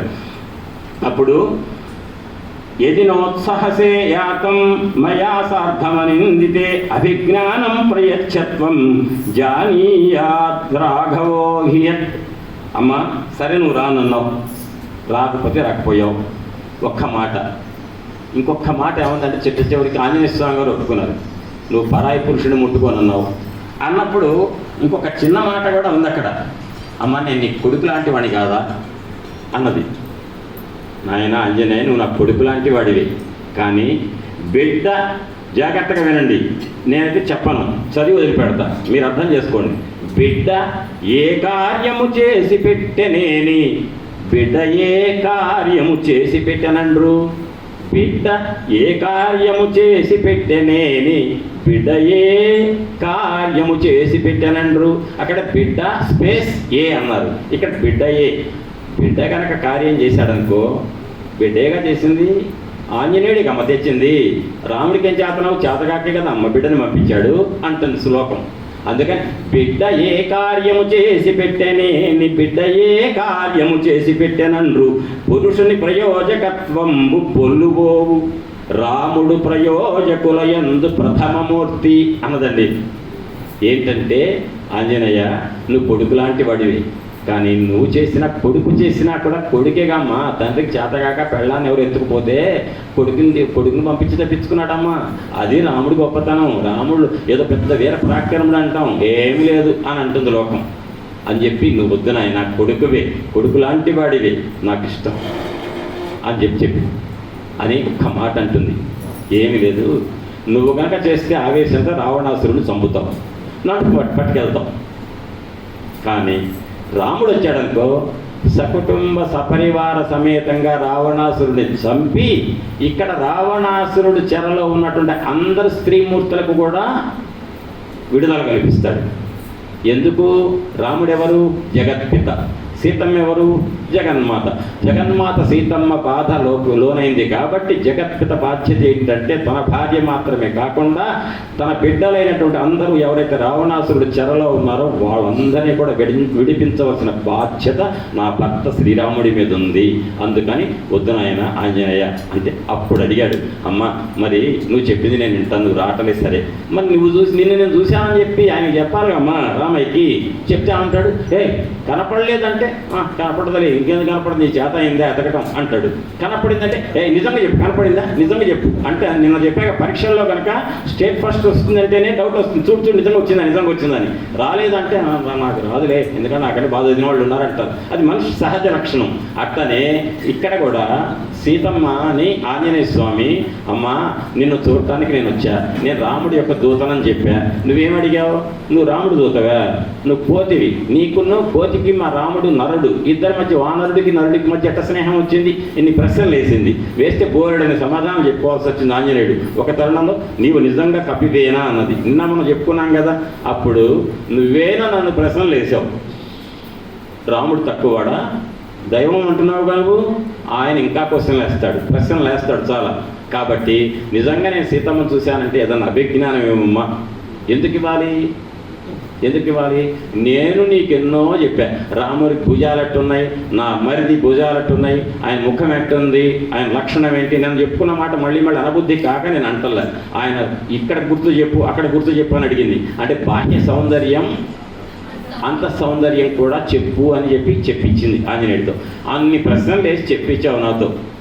నీకు నేను అంగుళీయకాన్ని ఇచ్చా, దాన్ని పట్టుకొని నీ భర్తని స్పర్శించినంత ఆనందాన్ని పొందావు. మరి నీ భర్త మాత్రం ఊరుకుంటాడా?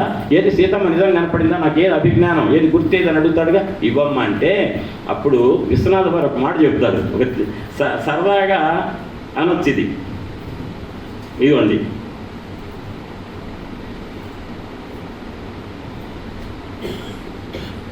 ఇక్కడ చూడండి. అమ్మ నాకు కనిపించనంతో చెప్పు, అమ్మ నాకు కనిపించిందో చెప్పు, అంతకంటే అభిజ్ఞానము అనవసరము. అమ్మ నాకు కనిపించిందో చెప్పాయా, అంతకంటే నీకు గుర్తెందుకు, ఆనవాలెందుకు, నేను కనిపించాను చెప్పు అంటే అంత చెప్తే నమ్ముతాడు ఆయన? నమ్మడు. అమ్మ కొని రాకపోదివా అనినా, ఏమయ్యా పోనీ కనపడింది అంటున్నావు కదా, అభిజ్ఞానం తేలేకపోయావు, మరి అమ్మని పట్టుకురాపోయావయ్యా నువ్వు, నా భార్యని చూడాలయ్యా 10 నెలలు అయింది అంటే కొంచెం రమ్మంటివా అనుమంచితముగా. రామా నువ్వు తీసుకురమ్మన్నావా, నన్ను చూసి రమ్మన్నావు, చూసి వచ్చా అని చెప్పమని అంటున్నాడు. విశ్వనాథవారి పద్యం ఎంత తేలిక. అమ్మ నాకు కనిపించనని చెప్పు, అంతకంటే అభిజ్ఞానము అనవసరము. అమ్మ కొని రాకపోతివా అనినా, నీవు కొంచెం రమ్మంటివా అను మంచితముగా. మంచితనంగా ఏమంటావు? రామా నువ్వు నన్ను పట్టుకురమ్మని సీతమ్మ చూసి రమ్మన్నావు, నేను చూసి వచ్చా అని. ఇక చూడండి ఒక మాట, ఇంకొక పద్యం చెప్తాడు, చిన్న పద్యం. నీకు అభిజ్ఞానం ఇచ్చిన ఆంజనేయ, నీకు అభిజ్ఞానం ఇచ్చానుకో ఏం చేస్తావు? వెంటనే ఆ ఇచ్చిన నిమిషం ఆగుతాడు ఆయన. ఆయనకు ఎంత ఆరాటంగా ఉన్నాడు, దేనికి ఆరాటంగా ఉన్నాడు? రాముడికి చెప్పాలి, ఆయన ఆనందపరచాలి. ముందు ఆయన శోకంలో ఉన్నాడు, అక్కడికి పోవాలి. అక్కడికి పోవటానికి రిలీవింగ్ ఆర్డర్ ఇస్తే ఆగుతారండి ఎవరన్నా? రిలీవింగ్ ఆర్డర్ పెండింగ్ ఎందుకు పెడతారు? రిలీవింగ్ ఆర్డర్ ఇస్తే వీడు మాట్లాడి వెళ్ళిపోతాడేమంటే ఏదైనా పని చేయబట్టే పెండింగ్ పని చేయరు. అందుకే రిలీవింగ్ ఆర్డర్ పెండింగ్ పెట్టినట్టునే ఈయనకి రిలీవింగ్ ఆర్డర్ ఏంటంటే అభిజ్ఞానం. ఉంగరం కాదనుకోండి, అభిజ్ఞానం. నీకు అభిజ్ఞానమిచ్చిన నీవు వెడలిపోయేదవు, వెళ్ళిపోతావు. నీవు సైతము పోయనేని ఈ మహారాక్షసుల మధ్య ఏమి దిక్కు నాకు చెప్పుమా అంజనానయనంద. ఏమయ్యా నువ్వు అటు వెళ్ళిపోతే నాకెవరయ్యా దిక్కు ఇక్కడ? నీకు అభిజ్ఞానం తేలికిస్తానా? రాక 10 నెలల తర్వాత నా భర్త తరఫున ఒక పెద్ద మనిషి వచ్చావు కాబట్టి నేను ఆనందపడటానికి నేను నిన్ను పోనివ్వను, కాస్త ఉండు అని లోపల స్వార్థంతో అట్టి పెట్టుకుంది. అప్పుడు ఇది విశ్వనాథ వారు చెప్పిన మాట. ఇక్కడ ఏమంటారంటే, ఏం లేదు నీకు చెప్తున్నా విను హనుమా, నేను చూశాను అని చెప్పి మా భర్త రామచంద్రమూర్తి నమ్మాలి, అంతే కదా. నేను నా భర్త మాత్రమే, ఇంకో 3 కంటికి తెలవదు ఈ లోకంలో. మా ఇద్దరం మాత్రం ఉన్నప్పుడు 2 సంఘటనలు జరిగినాయి. ఏంటంటే అది, ఒకసారి విహారయాత్రకు వెళ్ళాం. అక్కడ ఉపనది ఒక సరస్సు ఉంది, అక్కడ క్రీడలు ఆడాము. వచ్చి హాయిగా ఒక చిన్న పర్వతం మీద విశ్రాంతి తీసుకుంటున్నాం. ఆ సమయంలో నీ బడిలో నేనున్నాను అంటే ఏం చెప్తున్నామా? ఉన్నదన్నట్టు చెప్తుంది. డైరెక్ట్ స్పీచ్ అంటారు దీన్ని ఇంగ్లీష్లో. ఉన్నదన్నట్టు, రామా నీ బడిలో నేను పడుకున్నాను. పడుకొని ఉండగా ఒక్కసారి నీకు నిద్ర పట్టింది. ఆ సమయంలో నా వక్షస్థలం మీద ఒక కాకి, ఇంద్రుడి యొక్క కుమారుడు వచ్చాడు, పొడిచాడు, మాంసం తిందామని, నా శరీరంలో మాంసం తిందామని. ఆ నొప్పి భరించి ఇక తట్టుకోలేక నా వడ్డాణాన్ని కాస్త సర్దుకుంటున్నా. నా వక్షస్థలం నుంచి కారుతున్న నెత్తురు చుక్కలు వచ్చి నీ తొడ మీద పడ్డాయి. నీకు ఒక్కసారి తొడ మీద నెత్తురు చుక్క పడగానే నీకు మేలుకు వచ్చేసింది. ఏంటి సీత ఏంటిది అంటే, ఏం లేదు స్వామి అంటే, చెప్పు నిన్నేంటి ఎవరు ఇబ్బంది పెట్టారు అంటే, ఏం లేదా కాకి పొడిచిందండి అని చెప్పి చూపించింది. కాకి పొడిచిందా నిన్ను అని వెంటనే ఆ కాకి ఎలా దూరంలో ఉంటే చూసి ఒక గడ్డి పరక తీసుకొని బ్రహ్మాస్త్రంగా మంత్రించి వేశాట. ఆ మంత్రించి వేసినటువంటి బ్రహ్మాస్త్రం బారి నుంచి తప్పించుకోవడానికి ఆ కాకాసురుడు అంటే కాకి రూపంలో ఉన్న అసురుడు, రాక్షసుడు. ఎవరంటే దేవేంద్రుడి కొడుకు జయంతుడు ఆ రూపంలో వచ్చాడు. అన్ని లోకాలు తిరిగాడు.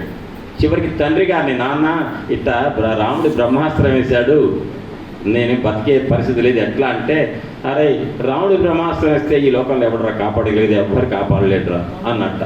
కానీ వెంటనే ఒక పెద్ద మనిషి పక్కన ఉన్నట్ట, ఏమైనా నీకు సలహా ఇస్తా చెయ్యి అని వెంటనే రాముడి కాళ్ళ మీద పడు. మరి రాముడేగా నాకు వేసింది బ్రహ్మాస్త్రం, వేసిన పెద్ద ఆయన నీ అంత వాళ్ళు లేడు, కాళ్ళ మీద పడితే చాలు, ఆయన కరుణాపయోని దయ, ఆయన అంత కరుణ సముద్రం లాంటి వాడు ఆయన అనగానే ఆ పెద్ద మనిషి సలహా మీదకి వచ్చేసి రామచంద్ర నేను తప్పు చేశానయ్యా, క్షమించని కాళ్ళ మీద పడితే, సరే నేను ప్రయోగించిన బ్రహ్మాస్త్రం వృధా కాకూడదు కదా, దీనికి ఏదో ఒక ఆహారం కావాలి, ఒక పని అంటే నా కుడి కన్ను దియ్యాను అన్నదట కాకి. వెంటనే ఆ బ్రహ్మాస్త్రం యొక్క ఫలితం కుడి కంటి మీద ప్రసరించేట్టు చేసేట రాముడు. అప్పటి నుంచి కూడా సావు తప్పి కన్నులొట్టబోయింది. అది సావు తప్పి కన్నులొట్టబోవటం అంటే ఆ బ్రహ్మాస్త్రం వల్ల కాకి యొక్క కుడి కన్ను తీసివేయబడింది. అది నాకు నా భర్తకి తప్ప ఇంకెవరి తెలవదు ఈ లోకంలో. ఆ పని చేయగానే కాకెట పోతే ఒక కన్నేగా ఆవిడదాన్ని అయ్యాను అని చెప్పేసి అని వెంటనే ఆ కాకి దండం పెట్టిందట. ఎవరికి దండం పెట్టిందండి? రాముడికి. తర్వాత ప్రక్కన ఇంకొకళ్ళ కూడా పెట్టిందట. సీతకే దశరథ మహారాజుకు పెట్టిందట. దశరథ మహారాజుకు పెట్టిందట కాకి దండం. దశరథ మహారాజు ఉన్నాడు అక్కడ? లేడు. మరి ఎట్ట పెట్టింది అంటే, ఇంద్రలోకంలో దేవేంద్రుడు ప్రక్కన ఈ జయంతుడు తండ్రి, కాకాసురుడు తండ్రి దేవేంద్రుడు ప్రక్కన స్వర్గలోకంలో స్వర్గాన్ని అనుభవిస్తున్నట్ట. ఆయన చెప్పాట, ఏమంటే రాముడు బ్రహ్మాస్త్రం వేస్తే మళ్ళీ రాముడి దగ్గరికి పో అని చెప్పాలంటే ఎవరు చెప్పగలుగుతారండి? ఆయన తండ్రి తప్ప ఎవరికి తెలిసి చెప్పండి రాముడి యొక్క గొప్పతనం. నా కుమారుడయ్యా ఆయన, కరుణాపయోనిధి, ఆయన దగ్గరికి ఆయన క్షమిస్తాడన్నట్ట. ఆ సలహా నాకు ఇవ్వబట్టి నేను బ్రతికి బట్టగట్టా ఇప్పుడు. కాబట్టి రామా నీకు నమస్కారం, మీ నాన్నగారికి నమస్కారం అని చెప్పి దశరథ మహారాజు కూడా నమస్కారం పెట్టట. ఆ కాకాసుర వృత్తాంతం అనేటువంటి కథ నాకు రాముడికి తప్ప ఇంకెవరికి తెలియదు. అయిపోయింది. ఇదైన తర్వాత చెప్తుంది, భ్రాతురాదేశమాదాయ లక్ష్మణో వా పరంతప కస్య హేతోర్నమహం త్వం నమహం వీరః పరిత్రాతి మహాబలః. నాకు డౌట్ వస్తుంది, హనుమ, లక్ష్మణస్వామి మామూలు శక్తివంతుడు కాదు, హరివీర భయంకరుడు. ఆయనకున్న శక్తితో రామచంద్రమూర్తి గనక లక్ష్మణ మీ వదిన్ని పోయి ఒక్కసారి కాపాడు అని చెప్తే ఆయన శక్తియుక్తులతో ఎక్కడ నేనున్నానో తెలుసుకొని నన్ను కాపాడుతాడు. కానీ అన్నగారైన నా భర్త రామచంద్రమూర్తి ఆజ్ఞ తీసుకొని సీతమ్మ నన్ను కాపాడటానికి నా లక్ష్మణస్వామి నా మరిది ఎందుకు రావటం లేదు? నన్ను నా భర్త నిర్లక్ష్యం చేశాడు, నా మరిది నిర్లక్ష్యం చేశాడు. మమైవ దుష్కృతం కించిత్ మహదస్తి న సంశయః సమర్థావపితో యన్మాం నా వీక్షేతే పరంతపో. అంటే నాకు ఒక అనుమానం వస్తుంది. ఇప్పుడు ఇందాక అన్నాను చూసారా, ఇందాక మాట నేనే కొట్టేస్తా అన్నాను చూసారా, నిజంగా రామచంద్రమూర్తి బ్రహ్మాస్త్రం వేస్తే ఎక్కడున్నా రావణాసురుడు బుగ్గైపోతాడు కదా, ఎందుకు వేయటంలా? అంత శక్తివంతులు ఎందుకు చేయట్లే అని ఇన్ని ప్రశ్నలు వేసి ఆమె చెప్పుకున్నది సీతమ్మే. నన్ను నా భర్త రాముడు, నా మరిది లక్ష్మణుడు ఇద్దరు కూడా నన్ను ఇంతవరకు కనికరించటల్లా, నా మీద దయ చూపించట్లా 10 నెలలైనా. కారణం ఏంటో తెలుసా? నేను ఏదో తప్పు చేశా, పాపం వెంటాడుతుంది. అందుకని నా భర్త నా మరిది పరమశక్తివంతులు, లోకాన్ని బుగ్గి చేయగలుగుతారు, మళ్ళీ లోకాన్ని సృష్టించగలుగుతారు. అటువంటి శక్తివంతులు నన్ను ఎందుకు రావట్లేదు కాపాడటానికి నా దగ్గరికి అంటే, నా దగ్గర ఏదో దోషం చిన్నదో పెద్దదో ఇక్కడ చెప్తున్నా స్పష్టంగా. మమైవ దుష్కృతం కించిత్ మహదస్తి న సంశయః. మహత్ అంటే పెద్దది, కించిత్ అంటే కొంచెం, కొంచెమో పెద్దదో తప్పు ఉంది నా దగ్గర. అందుకని నా భర్త నా మరిది నన్ను కాపాడటానికి రావటల్లా, నాకు వంక చూడటల్లా. ఏంటో తెలుసండి, అది పెద్దలు చెప్తుంటారు. ఏంటంటే ఆ తప్పు, భర్త అరణ్యవాసానికి వెళ్ళాలి రాముడు, దశరథ మహారాజు వెళ్ళమన్నాడు. ఎవరిని వెళ్ళమన్నాడు? రాముడిని. లక్ష్మణుని వెళ్ళమన్నాడా? ఆయన ఉంచాడన్నమాట. సీతని ఏ మామగారైనా కోడలు నువ్వు అడవులో తిరిగి అంటాడండి అండ్. కానీ ఆమె నేను వస్తా. ఎందుకు వస్తా అంది? నేను నా భర్త లేని అయోధ్య నాకు అరణ్యం, నా భర్త ఉన్న అరణ్యం నాకు అయోధ్య. కాబట్టి నేను అయోధ్య మందిరంలో ఉన్నా అనే భావన నాకు రావాలంటే నా భర్త ఎక్కడుంటే అక్కడే ఉంటా అనగానే రాముడు అన్నట్ట, సీత నువ్వు అసలే కోమలాంగివి, నీ పాదాలు పద్మాలలాగా ఉంటాయి మెత్తగా. రెండోది సుకుమారివి, నువ్వు అడవుల్లో వెళ్తుంటే పెద్ద పులి కనపడుతుంది, గాండ్రిస్తుంది, భయపడిపోతుంది, గుండె పగులుతుంది. అదే రామ నువ్వు ఉండగా పెద్ద పులి ఎందుకు వస్తుందయ్యా అన్నదట. సరే అయిపోయింది. అక్కడ భయంకరమైనటువంటి చీకటితో కూడుకున్నటువంటి బాగా సందుల్లో చిన్నటవాలి, నువ్వు ఉండగా నాకేంటయ్యా ఇబ్బంది అందట. కాదు సీత, నడుస్తుంటే అక్కడ పల్లేరుగాయల్లాగా కంపలు ఉంటాయి రోడ్డు మీద, అవి నడవాలంటే నడుస్తుంటే కాళ్ళలో ముళ్ళు కనుక గుచ్చుకుంటే నెత్తురు వస్తుంది సీత అంటే, ఆహా అట్టయితే గ్యారంటీకి వస్తా అన్నట. అదేంటి రామ, నీ కాళ్ళు ఎంత శుతిమెత్తనగా ఉంటాయి, నీ కాళ్ళకు గుచ్చుకుంటాయి కదా, అందుకని నేనేం చేస్తా, ఊడుస్తూ పోతా క్రమంగా. ముందు నీకు దారి మార్గం క్లీన్ చేసుకుంటూ పోతా, నువ్వు అడుగులు వేసుకుంటురా. అట్టెవరు చేస్తారయ్యా నీకు? నేనే చేయాలి, ధర్మపత్ని కాబట్టి. అందుకని ఆహా దారిలో ముళ్ళు ఉంటాయి అన్నావు కాబట్టి నేను తప్పకుండా నేను అరణ్యవాసంకి వస్తా అన్నదట. అని అగ్రతస్తే గమిష్యామి మృద్ధంతి కుశకంటకాన్ అన్నది. అంటే దారిలో వెళ్తుంటే ముళ్ళు వస్తాయి అమ్మ సీతమ్మ అంటే, అయితే తప్పకుండా వస్తా. ఏంటంటే రామ నాకు తెలుసులేవయ్యా నీ వ్యవహారం, నువ్వు వెళ్ళే దీనికి రావణ సంహారంకి. ఆ రావణ సంహారం నువ్వు ఎప్పుడు చేస్తావు? నువ్వు అసలే మెత్తకటోడివి, ఎవరన్నా కాస్త పొగిడితే మెత్తబడతావు. కాబట్టి నన్ను వాడు పట్టుకుపోవాలి రావణాసురుడు. ఆ లోక కంటకుడు, ఈ కంటకాలు కాదు, శుభ్రం చేసేది దారిలో వచ్చే పల్లెరుగాయలు కాదు, లోక కంటకుడు నాడు లంకలో, వాడు నన్ను పట్టుకుపోవాలి. పట్టుకుపోతే నీ కోపం పెరుగుతుంది, నశాలానికి వస్తుంది నీ కోపం, అప్పుడు వచ్చి నువ్వు చంపుతావు. వాడికి మోక్షం, రావణాసుడికి శిశుపాడికి మోక్షం. నాకు కూడా నా భర్త రామావతార ప్రయోజనం నెరవేరింది. అట్లా నెరవేరాలంటే రావణాసురుడిని నువ్వు చంపాలి. నువ్వు చంపాలంటే నన్ను ముందుగా లంకకు పట్టుకుపోవాలి. అయోధ్యలో మందిరంలో ఉంటే పట్టుకుపోతాడు, రావణాసురుడు వచ్చి పట్టుకుపోడు, అరణ్యంలోకి వస్తేనే పట్టుకుపోతాడు. ఇంత ప్రణాళిక ఉందండి. అందుకే తతో రావణ నీతాయాహ అని మొదట్లో చెప్పాక, మొదటి శ్లోకంలో నీతాయాహ హృతాయాహ అనలే. అంటే రావణాసురుడు ఎత్తుకుపోయాడా తీసుకుపోయాడా చెప్పండి. ఇప్పుడు ఎత్తుకోపోవటం సాధ్యమవుతుందా? అంటే లోకకంటకుడైనటువంటి రావణాసురుడు అనేటువంటి కంటకం అంటే ఏంటండి? ముళ్ళు. లోకానికి కంటకం అంటే ఏంటి? రాక్షసుడు. ఆ లోకకంటకుడైన రావణాసురుడిని చంపాలి నువ్వంటే నేను పోయి లంకలో ముందుండాలి, అందుకు నేను వస్తా అన్నాడు. అంటే సీతమ్మ తనంతట తాను వెళ్ళాలనే ప్రణాళికలో అరణ్యవాసంకి వెళ్ళిందా, లేకపోతే అరణ్యవాసం 13 ఏళ్ళు చేసిన తర్వాత చేతగాంతనంతో ఉంటే అప్పుడు ఎత్తుకుపోయాడు రావణాసురుడు? చెప్పండి. ప్రణాళిక కావాలని. అందుకే అశోకవనంలోకి వెళ్ళగానే విశ్వనాథ వారు ఏం చెప్పారు? కోరి లక్ష్మి నడుమ కూర్చున్న ఎట్లుగా శోభదాల్చనటన శోకవనము లలిత లలితమైన లావణ్య శోభచే ఒప్పుచున్న ప్రౌఢ యువతి ఓలే అనుకున్నాం కదా. అంటే కోరి లక్ష్మి నడుమ కూర్చున్న ఎట్లుగా ఆ అశోకవనంలో లక్ష్మీదేవి స్వరూపిణైనటువంటి ఆ సీతమ్మ కోరి తనంతట తను కోరుకొని వచ్చింది. అంతేగాని బలవంతంగా రావణాసురుడు పట్టుకోరాగలుగుతాడండి? రావణాసురుడు ఎవరండి? ఇవాళ పుట్టాడు, రేపు పోతాడు. కానీ సీతమ్మ ఎవరు? ఆమె రూపం దాల్చి వచ్చిందే తప్ప ఆమె ఎవరంటే సాక్షాత్తు జగదాంబిక. ఆమెకి అవతారం ఎత్తింది, చాలిస్తుంది, మళ్ళీ వైకుంఠానికి వెళ్ళిపోతుంది ఆ అమ్మ. కాబట్టి ప్రణాళికాబద్ధంగా సీతమ్మ తనంతా తానుగా రావణాసురుడి చేతికి చిక్కి అక్కడికి వెళ్ళింది లంక. ఈ రకంగా అని అంటాడు. నేనేదో ఇక్కడ వినండి, కొద్దిగా చిన్నదో పెద్దదో పాపం చేసి ఉంటాను నేను, అందుకే నా భర్తలు నా మరిది రావట్లేదు అన్నారు కదా. ఏంటంటే ఆ అరణ్యంకి వెళ్ళేటప్పుడట అప్పటికి ఒప్పుకోలేదట. ముళ్ళు లేవు, ఏం లేలే, గురుకో ఏదో అన్నాను అని చెప్పేసి. అంటే నాకు ఒక డౌట్ వస్తుంది రామా, మా నాన్నగారు జనక మహర్షి అడుగుతాడు రేపు, ఏడే అల్లుడు గారు ఎక్కడున్నాడంటే 14 ఏళ్ళు వెళ్ళాడులే. ఎక్కడికి? అమెరికా వెళ్ళటం కాదు, ఉద్యోగం కోసం అరణ్యవాసానికి వెళ్ళాడు. అనగానే అదేంటే నిన్ను ఇచ్చి 12 ఏళ్ళు అయింది, నిన్ను తీసుకెళ్లకుండా ఒక్కడు వెళ్ళటానికి అని మామగారు అడుగుతాడా? అడుగుతారని చెప్పిన మాటను ఎట్టన్నదో తెలుసండి ఆమె. రామజామాతరం ప్రాప్య స్త్రియం పురుష విగ్రహం అన్నదండి ఆ సమయంలో. వాల్మీకి రామాయణంలో ఉంది, చదువుకోండి వెళ్ళి మీరు కావాలంటే.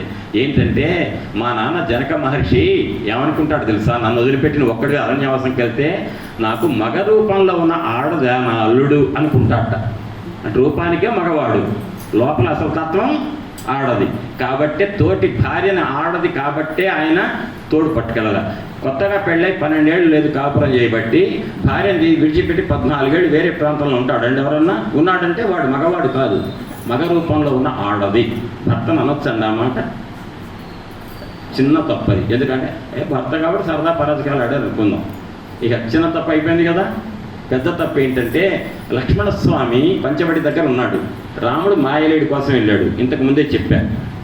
అమ్ముంది అక్కడ, లక్ష్మణుడు అక్కడ ఉన్నాడు కాపలాగా. దొంగ పక్క కాపలా కాస్తున్నాడు రావణాసురుడు. లక్ష్మణుడు వెళ్ళిపోతే పట్టుకెళ్ళిపోతాం అమ్మనని. అమ్మ ప్రణాళికే కదా.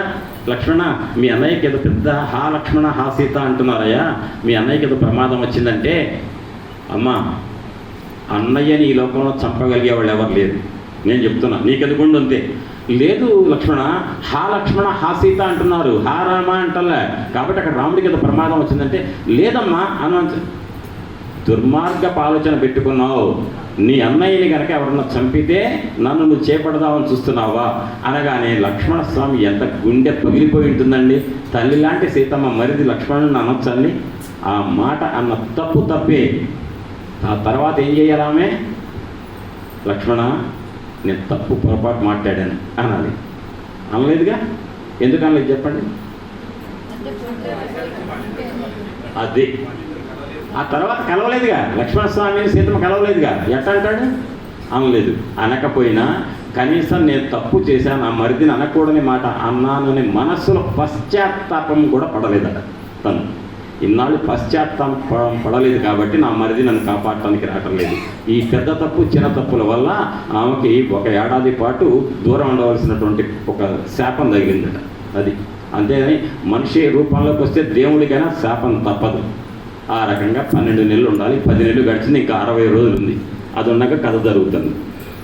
ఇక కౌసల్యా లోకభర్తారం సుశివేయం మనస్విని తమ్మమాధ్య సుఖం పృచ్ఛ శిరసా చాభివాదయ విసృజ్య సర్వరత్నాని ప్రియా యాశ్చ వరాంగనా ఐశ్వర్యం చ విశాలాయాం పృథివ్యామపి దుర్లభం. ఏమంటుందంటే సీతాదేవి, నా భర్త ఇంత గొప్పవాడన్నానే, కానీ నా మరిది ఉన్నాడే లక్ష్మణుడు అసలు నిజంగా ఆయన గురించి ఆయన గురించి ఎంత చెప్పినా సరిపోదు, అంత గొప్పవాడు. ఎందుకంటే నా భర్త రాముడికి మా మామగారు అరణ్యవాసంకి వెళ్ళమన్నారు, తప్పదు. కానీ నా మరిదికి విధించలే. నారబట్టల కొరకు ముందు వచ్చాడు. ఆయన 12 ఏళ్ల కింద పెళ్ళైన వాడే కదా, లేత వయసులో ఉన్న భార్యతో కలిసి కాపురం చేయాల్సిన వాడే కదా, వదిలిపెట్టి తనంత స్వచ్ఛందంగా వచ్చాడు. ఈవేళ ఇంకొక మాట కూడా చెప్తాం పెద్దలారా, అన్నాడట దశరథ మహారాజు చచ్చిపోయాడని చెప్పేసి భరతుడు కబూరు తీసుకొని వచ్చాడు అరణ్యవాసానికి. తీసుకొచ్చి రామ తండ్రి చనిపోయాడు ఇట్లా అని చెప్తే రాముడు అన్నట్ట, లక్ష్మణ తండ్రి లేనివాడే అయ్యావురా నువ్వు అన్నట్టండి. అర్థమైందా? రాముడు అన్నట్టు నువ్వు తండ్రి లేనివాడి అయ్యావురా లక్ష్మణ తమ్ముడు అన్నట్ట. తను కాలేదా? అంటే తండ్రి లేని లోటు కూడా తీర్చి తండ్రిలాగా చూసుకుంటున్నటువంటి వాడు లక్ష్మణుడు అటండి రాముడిని. అటువంటి తమ్ముడు ఉండడమే రాముడికి గొప్ప అదృష్టం అదనమాట. ఆ రకంగా ఆ లక్ష్మణుడు అరణ్యవాసంలో నన్ను నా భర్తని 13 సంవత్సరాల పాటు మా మామగారు అత్తగారు లేని లోటుని ఒక్క నా మరిది లక్ష్మణస్వామి తీర్చాడు అన్నదట. అక్కడ విశ్వనాథ సత్యనారాయణ గారు ఒక పద్యం చెప్తారు, వినండి, మీకు చాలా